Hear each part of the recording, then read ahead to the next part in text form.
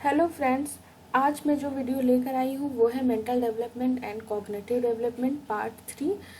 हम इसके पहले जो पढ़ चुके हैं, जनरली हमने मेंटल डेवलपमेंट पढ़ा था, उसी को आगे कंटिन्यू करेंगे।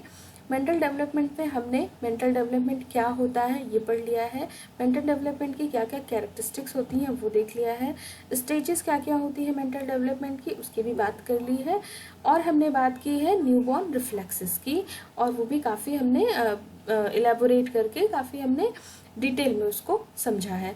नेक्स्ट आज हमें जिस चीज़ की बात करनी है वो है इन्फेंसी और बेबीहुड में किस तरीके के जो मेंटल चेंजेस हैं वो होते हैं, तो वो हम देखेंगे, यानी mental development in infancy and babyhood.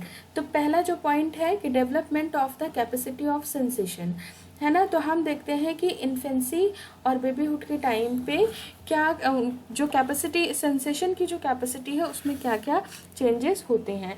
तो जनरली जब नवजात शिशु होता है यानी जो न्यूबॉर्न बेबी होता है उसमें तरह तरीके की संवेदन क्षमताएं होती हैं, यानी सेंसेशंस उसमें होती हैं। तो क्या क्या सेंसेशंस होती हैं, जैसे कि उनमें विजुअल सेंसेशन होती हैं, और हियरिंग सेंसेशन होती है, सुनने की क्षमता होती है, ऑल्फैक्टरी सेंसेशंस होती हैं, और साथ ही साथ स्किन या फिर टेस्ट सेंसेशन, कंप्लीटली तो नहीं टेस्ट सेंसेशन लेकिन थोड़े अमाउंट में प्रेजेंट होता है। फिर हम देखते हैं कि जब 3 से 4 महीने का हो जाता है बच्चा, यानी ये देखिए ये सारी सेंसेशन तो प्रेजेंट होंगी लेकिन ये सेंसेशन डेवलप नहीं होती हैं, है ना। मतलब सेंस ऑर्गन प्रेजेंट है तो ऑब्वियस सी बात है कि सेंस ऑर्गन तो ये सारे प्रेजेंट है तो थोड़ा बहुत एक्टिविटी दिख सकती है, लेकिन कितना डेवलप जो है वो नहीं होता है। तो हम देख रहे हैं कि इन्फेंसी या बेबीहुड की कंडीशन में क्या होगा कि जैसे 3 से 4 महीने का हो जाएगा बच्चा तो उसमें विजुअल परसेप्शन की क्षमता जो है वो पूर्ण विकसित हो जाती है, और हम देखते हैं कि विजुअल परसेप्शन जो है वो करने लगता है। इसका मतलब क्या है कि उसके प्रत्यक्षण में तीक्ष्णता आ जाती है ना, और उसमें दूरी एवं गहराई का भी प्रत्यक्षण होने लगता है, यानी दूरी एवं गहराई को भी वो समझने लगता है।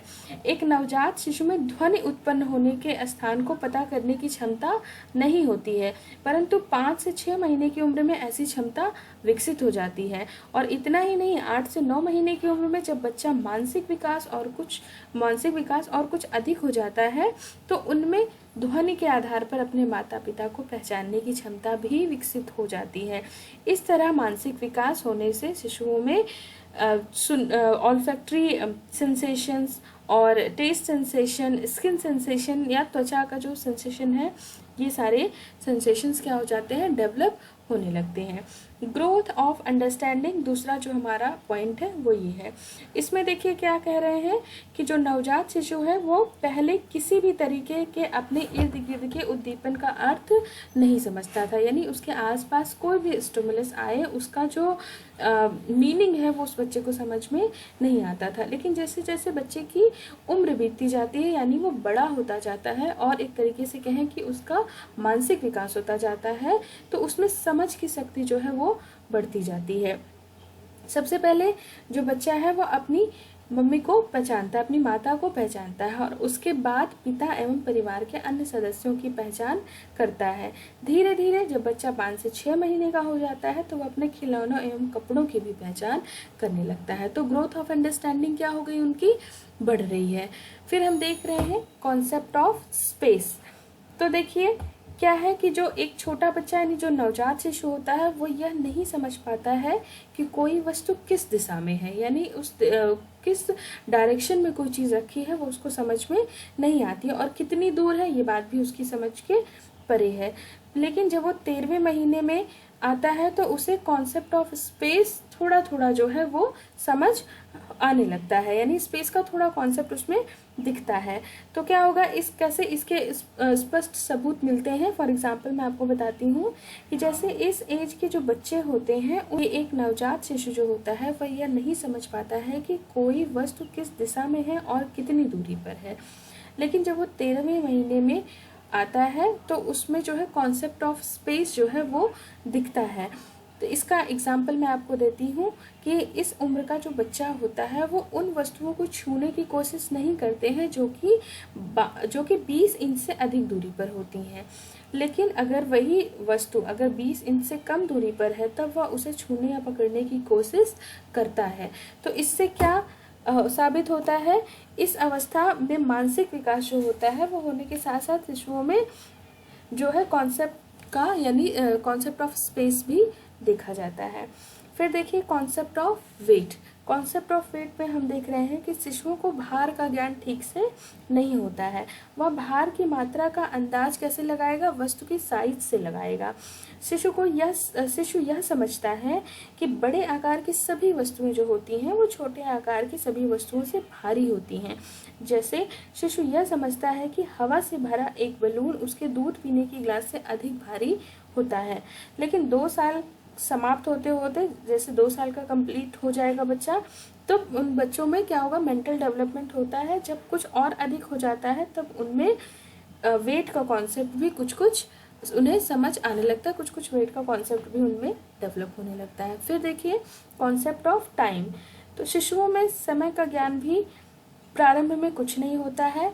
वह घर में परिवार के सदस्यों द्वारा जो सुबह, दोपहर, शाम, रात, 8 बजे हैं, 10 बजे हैं, 12 बजे हैं, जो सुनता है वो उसका अर्थ नहीं समझता है, बस वो उसको रिपीट कर सकता है, लेकिन उसका मीनिंग जो है उस बच्चे को नहीं समझ में आती है। लेकिन जब वो 22 से 23 महीने का हो जाता है तो उसे सुबह, शाम एवं दोपहर का हल्का हल्का अर्थ समझ में आने लगता है। और जब वो 24 महीने यानी 2 साल का पूरा हो जाता है तब उसमें आज कल परसों का भी कुछ ज्ञान होने लगता है। नेक्स्ट हम जो बात करेंगे वो है सेल्फ कॉन्सेप्ट की। तो अपने आप के बारे में शिशु क्या करता है, एक इमेज यानी प्रतिमा बनाता है, उसे आत्मप्रत्यय या फिर सेल्फ कॉन्सेप्ट कहा जाता है। शिशुओं में इस अवस्था में पहले शारीरिक आत्म संप्रत्यय का विकास होता है। कैसे, इसको हम कैसे समझ सकते हैं, जैसे बच्चे क्या होते हैं, अपना चेहरा या शरीर के अन्य भागों को आईने में देखते हैं और अपने बारे में एक इमेज बना लेते हैं कि वो लड़का है या लड़की है। 2 वर्ष के बाद बालकों में मानसिक आत्म संप्रत्यय यानी कि मेंटल सेल्फ कॉन्सेप्ट विकसित होता है, जिसमें उसके आवेग, चिंतन, स्मृति आदि की महत्वपूर्ण भूमिका होती है। तो इस तरीके से उनमें सेल्फ कॉन्सेप्ट डेवलप होता है। फिर देखिए सेक्स रोल कॉन्सेप्ट का क्या है, इसमें देखिए लड़की तथा लड़के की आवाज, वेशभूषा, व्यवहार में क्या अंतर होता है। परंतु 2 साल की उम्र होने पर जब बच्चा मानसिक विकास एक खास स्तर पर आ जाता है तो उनमें इन दोनों सेक्स की इन सभी भूमिकाओं का भी ज्ञान हो जाता है। सोशल कॉन्सेप्ट की अगर हम बात करें तो नवजात शिशु में माता पिता की क्रियाओं एवं संवेगों के प्रति अनुक्रिया करने की क्षमता नहीं होती है, लेकिन 8वें महीने में वह माता पिता द्वारा दिखाए गए संवेगों के प्रति विशेष फेशियल एक्सप्रेशंस, अपनी प्रतिक्रिया मूलतः कैसी इमोशनल रिएक्शंस द्वारा व्यक्त करने लगते हैं। तो इस तरीके से हम देख रहे हैं कि मेंटल डेवलपमेंट इन्फेंसी और बेबीहुड में किस तरीके से होता है। नेक्स्ट बात जो हम करेंगे वो है mental development in early childhood. तो अर्ली चाइल्डहुड का टाइम पीरियड होता है 2 साल से 6 साल तक। हम इसमें देखते हैं कि डेवलपमेंट ऑफ एक्सप्लोरेटरी टेंडेंसी। तो इस अवस्था में देखिए बालकों में मानसिक कुछ ऊंचा हो जाने से उत्सुकता, अभिप्रेरण अधिक प्रबल हो जाता है, जिसको हम बोलते हैं क्यूरोसिटी मोटिव। तो बच्चे अब क्या होगा, जब क्यूरोसिटी ज़्यादा बढ़ेगी तो फलस्वरूप वह क्या, कहाँ, कैसे और क्यों से प्रारंभ होने वाले प्रश्नों का तांता लगा देते हैं, इसलिए हम इसको वाई स्टेज भी बोलते हैं। जब उसे कोई उद्दीपन थोड़ा अलग लगता है, थोड़ा अजूबा दिखता है उसके सामने कोई चीज़, तो वह जरूर पूछेगा कि यह क्या है, यह कहाँ से आया है, उसे कैसे बनाया गया, उसे क्यों बनाया गया है। ये सारी चीज़ें बच्चों में देखने को मिलती हैं। और लड़कियां जो होती हैं वो लड़कों की अपेक्षा ज़्यादा प्रश्न पूछती हैं तथा उच्च सामाजिक आर्थिक स्तर के परिवार के बालकों द्वारा निम्न सामाजिक आर्थिक स्तर के परिवार के बालकों की अपेक्षा इस ढंग के एक्सप्लोरेटरी क्वेश्चंस अधिक पूछे जाते हैं। नेक्स्ट हम बात करेंगे concept of life and death की। देखिए अर्ली चाइल्डहुड में क्या होता है कि बालकों में जीवन एवं मृत्यु के संप्रत्यय यानी कॉन्सेप्ट का विकास हो जाता है। कुछ मनोवैज्ञानिकों का कहना है कि बालकों में मानसिक विकास हो जाने से उनमें जीवन एवं मृत्यु का कुछ अस्पष्ट संप्रत्यय विकसित हो जाता है। देखिए, इस उम्र में बालक कुछ निर्जीव वस्तुओं को जीवित समझता है, खासकर गुड्डा, गुड़िया, चलते बादल, चलती कार, चल रहे पंखे को वो इन सब को कैसे कंसीडर करते हैं कि वो सारी चीज़ें लिविंग थिंग्स हैं। इस अवस्था में बालक यह स्पष्ट रूप से समझते हैं कि मृत्यु का मतलब किसी चीज़ का समाप्त हो जाना होता है, परंतु सचमुच मृत्यु की फाइनैलिटी को वह समझ नहीं पाते हैं। मतलब एग्जैक्टली डेथ क्या है ये समझ में नहीं आता है उन्हें, लेकिन हाँ, एक सुपरफिशियल कॉन्सेप्ट होता है कि मृत्यु का मतलब है कि कोई चीज़ खत्म हो गई है। नेक्स्ट हम बात करते हैं कॉन्सेप्ट ऑफ स्पेस। जैसे 4 साल की अवस्था में बालकों में छोटी दूरी का सही प्रत्यक्षण करने की क्षमता विकसित हो जाती है, लेकिन लंबी दूरी जो है वो सही प्रत्यक्षण 6 साल की उम्र के बाद ही हो पाता है। कुछ संकेतों यानी क्यूज का प्रयोग करके वे समझ सकते हैं कि बालक बाएं एवं दाएं के कॉन्सेप्ट को भी सीख लेता है। फिर नेक्स्ट हम बात करते हैं थिंकिंग एंड लॉजिक की। तो देखिए, इस अवस्था में बालकों में थिंकिंग और लॉजिक जो होता है वो कुछ अनूठा होता है। पियाजे ने क्या कहा है?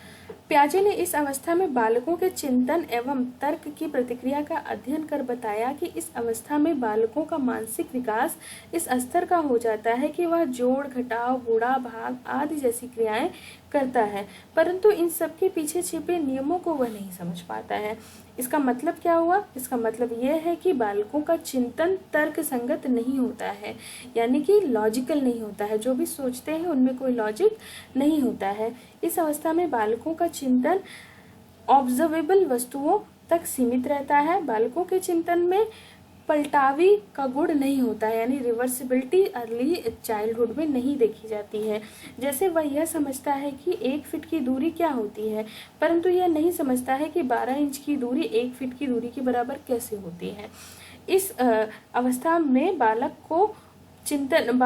के चिंतन में आत्म केंद्रता यानी कि ईगोसेंट्रिज्म अधिक होता है, क्योंकि उनके चिंतन में उनकी आवश्यकताओं की भूमिका अधिक प्रधान होती है। तो इस तरीके से हमने ये बात समझी कि पियाजे ने इस चीज़ को कैसे समझाया है। नेक्स्ट हम बात करेंगे मेंटल डेवलपमेंट इन लेटर चाइल्डहुड। तो इसमें हम देखते हैं लेटर चाइल्डहुड में कॉन्क्रीट एंड ऑपरेशनल थिंकिंग हो जाती है। मतलब कि इस अवस्था में बालक एवं बालिकाओं के मानसिक विकास पर शिक्षकों, पुस्तकों एवं साथियों का प्रभाव अधिक पड़ने लगता है। तो रिजल्ट क्या आएगा? उनका चिंतन पहले से अधिक लॉजिकल हो जाता है, ठोस यानी कॉन्क्रीट हो जाता है।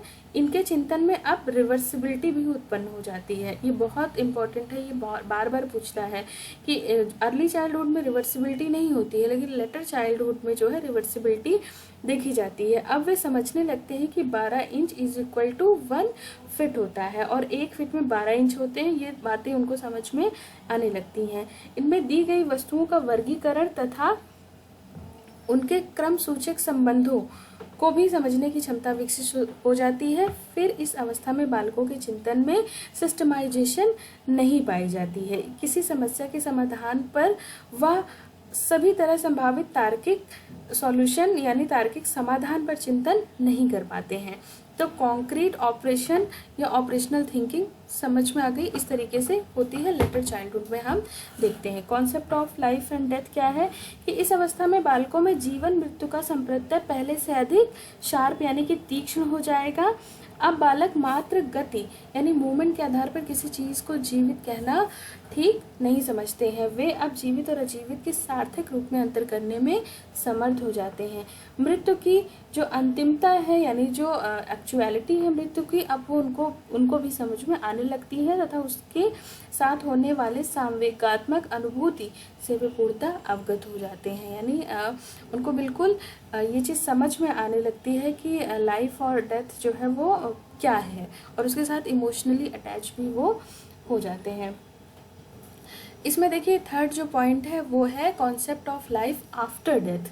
देखिए इस अवस्था में बालकों के मानसिक विकास की यह एक विशेषता यह है कि बालक अब यह समझते हैं कि मृत्यु के बाद व्यक्ति या जीव का फिर एक दूसरी जिंदगी प्रारंभ होती है। मनोवैज्ञानिक अध्ययनों से यह पता चला है कि यह मूलतः उन बालकों में विकसित होती है जिनके माता पिता धार्मिक उपदेश अपने बच्चों को अधिक देते हैं। नेक्स्ट हम बात करेंगे कॉन्सेप्ट ऑफ मनी की। देखिए इस अवस्था में बालक मुद्रा संबंधी कॉन्सेप्ट जो है वो डेवलप कर लेता है। वो वैसे भी बच्चों को जो पेरेंट्स हैं वो स्कूल जाते समय कुछ रुपया पैसा अक्सर दे दिया करते हैं, जिसका महत्व समझकर वे जो कॉन्सेप्ट ऑफ मनी है उसको डेवलप करते हैं। मनोवैज्ञानिक अध्ययनों से साबित हो गया है कि इस ढंग का कॉन्सेप्ट उन बालकों में तेजी से विकसित होता है जो निम्न सामाजिक आर्थिक स्तर के होते हैं। तो ये हमने क्या देखा कि मेंटल डेवलपमेंट लेटर चाइल्डहुड में किस तरीके से होता है। अब नेक्स्ट हम जो बात करेंगे वो हम देखेंगे mental development in adolescent age. तो देख सकते हैं अडोलसेंट एज में तो मेंटल डेवलपमेंट की बहुत ही धज्जियां उड़ी रहती हैं। तो देखते हैं हम क्या है फॉर्मल ऑपरेशन इन थिंकिंग, यानी किशोरावस्था में जो मानसिक विकास की विशेषता क्या है कि इसमें किशोर काल्पनिक रूप से किसी वस्तु या घटना के बारे में चिंतन कर लेता है। अब ऐसा करने के लिए उसके सामने वस्तु का होना या घटना का घटित होना अनिवार्य नहीं है। इस अवस्था में किशोरों का चिंतन अधिक क्रमबद्ध यानी सिस्टमाइज्ड होता है और सभी तरीके के औपचारिक संक्रियाओं यानी फॉर्मल ऑपरेशन की मदद से वे विभिन्न तरीके के एनालिसिस करने में समर्थ होते हैं। अब वे किसी समस्या के समाधान में अपनी चिंतन प्रक्रिया को इतना लॉजिक एवं सिस्टमाइज बनाकर रखते हैं कि उन्हें किसी भी तरह की समस्या का समाधान करने में कठिनाई नहीं होती है। फिर देखिए नेक्स्ट हम बात जो करते हैं ability to generalise facts.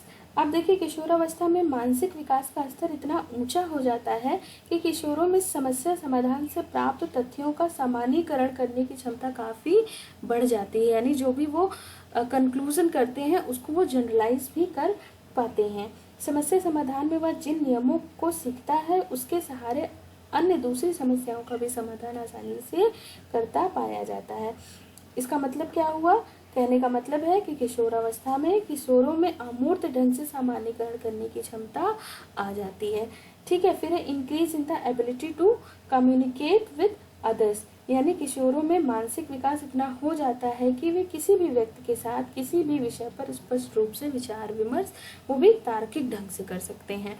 Next है increase in the ability to catch the understand, यानी किशोरों में दूसरों के व्यवहार एवं अंतःक्रिया को समझने की क्षमता काफ़ी बढ़ जाती है। वे जल्दी ही किसी बात में छिपे गूढ़ तथ्य को समझ लेते हैं, यानी किसी बात के छिपे पीछे फैक्ट को समझ लेते हैं तथा कठिन से कठिन समस्या का समाधान कर लेते हैं। नेक्स्ट क्या है increase in the ability to make decision, यानी किशोरों में स्वतंत्र होकर किसी विषय पर निर्णय करने की क्षमता पाई जाती है। उनके मानसिक विकास का स्तर इतना ऊंचा हो जाता है कि वे स्पष्ट रूप से वास्तविकता तथा आदर्श के बीच अंतर कर लेते हैं। उनकी मानसिक परिपक्वता इतनी हो जाती है कि वे विषय या समय के विभिन्न विकल्पों पर सोच विचार कर एक अंतिम निर्णय ले पाते हैं। फिर देखिए development of memory power, development of memory power, sorry ये मनी पावर नहीं होगा, ये होगा memory power, development of memory power. तो देखिए किशोरावस्था में शब्दावली का विस्तार अधिक होता है और उनका प्रयोग विभिन्न परिस्थितियों में अधिक होता है। इसका परिणाम क्या होगा कि किशोरों में जो मेमोरी पावर है वो अधिक विकसित हो जाती है। नेक्स्ट हम बात कर रहे हैं अंडरस्टैंडिंग मॉरल कॉन्सेप्ट्स की। तो किशोरावस्था में मानसिक विकास की एक यह विशेषता है कि इस अवस्था में किशोरों में मॉरल वैल्यूज का विकास हो जाता है।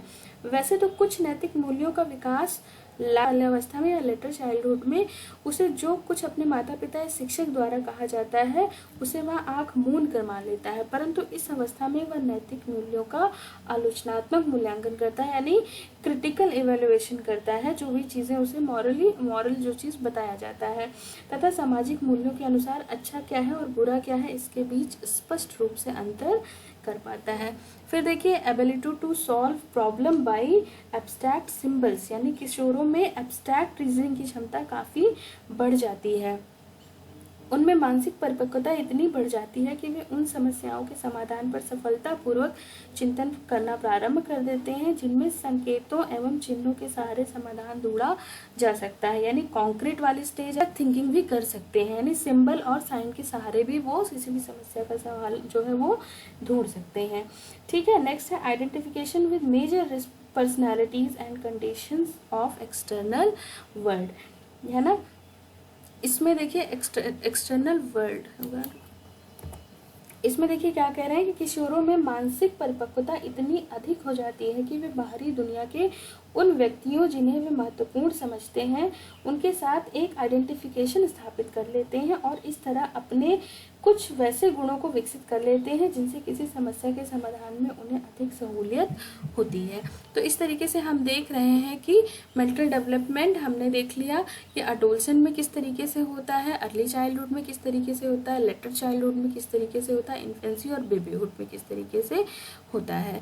तो फ्रेंड्स, आप वीडियोस को अगर आपको पसंद आई हैं तो लाइक करिए, शेयर करिए, चैनल को सब्सक्राइब करिए, ये और जो है और आप कमेंट करिए अगर आपको कुछ लग रहा है कमेंटेबल है तो, या कुछ आप और नया सीखना चाहते हैं तो। Thank you.